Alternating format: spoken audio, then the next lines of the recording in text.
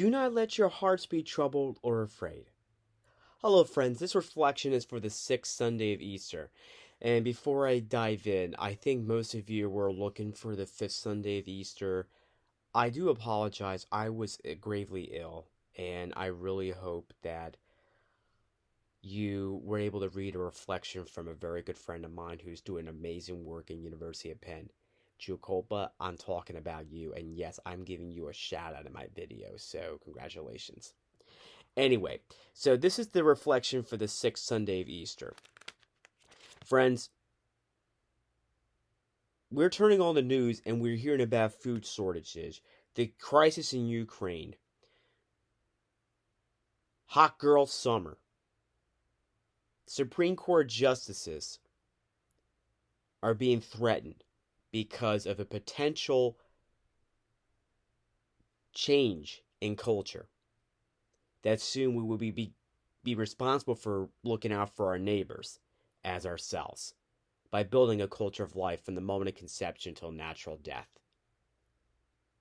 We hear about the high suicide rates. We hear about the violence that are happening across cities controlled by progressive politicians and their agenda. We hear about crushing debt, stock markets crashing. What do these things have in common? Fear. And if we have not learned 2 years ago with the coronavirus, with the Chinese virus pandemic, we haven't learned that God has given us his peace. As he clearly says in the Gospel of John, "Peace I leave you, my peace I give you." Those same words proclaimed by the priest during the Eucharistic, following the Our Father, I should rather say, at every Mass, every given day. Not just every given Sunday, but every given day. Jesus is the Prince of Peace. He is the peace that is needed in this world. Carolyn Houselander put it well in a reflection that she wrote when she said, "Too many anxious Christians today think that their efforts to preach and teach and enter into outward activities can do more to save the world than the surrender of their souls to God to become Christ bearers." She goes on to say that they fear that if the world goes on hurling itself into disaster, as it seems to be doing now, Christ's kingdom may be defeated. She assures us this is not so, but rather Christ has given his word that he will be with and in his little flock until the end of the world. It's simple as that. Because as long as we proclaim Jesus and we place our trust in him, he will give us his peace. He will be with us from time to time.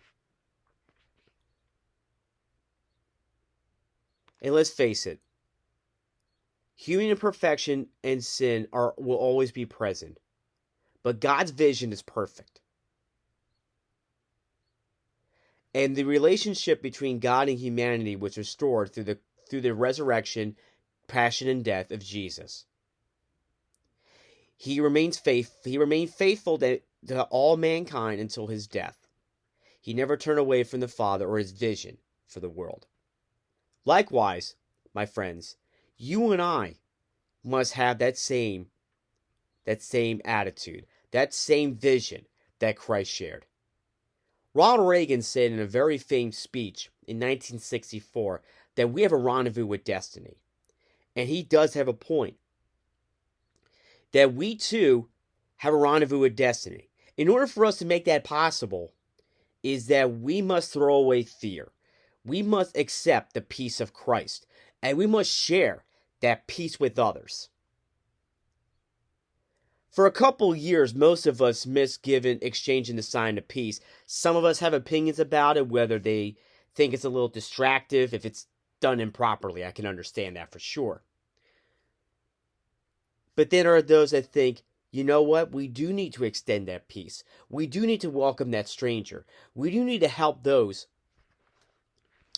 that are in trouble, that are marginalized, that are seen as outcasts. St. Teresa of Calcutta reminds us that peace begins with a smile. We too must exchange that peace with others. And let's face it, throughout the human history, there have been times of war, there have been times of peace. There have been times of uncertainty. There have been times of distress. There have been bad times. There have been good times. But for brave few people, they held on to their faith. Some people's faith was deeper than those that just be like, oh, you know what? I just turned to my faith during rough times. Whereas others, they turned to the faith 24/7, 365. My friends,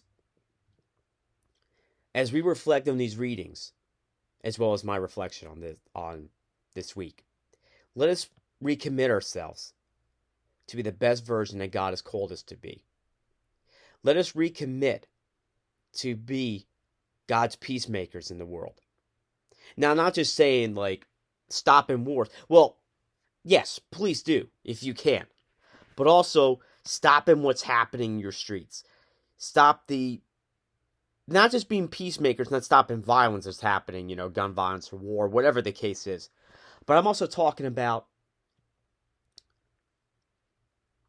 being the peacemakers that Christ needs.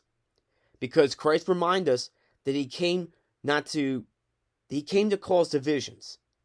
And he's pitting the weak against the strong, the faithful against the unfaithful.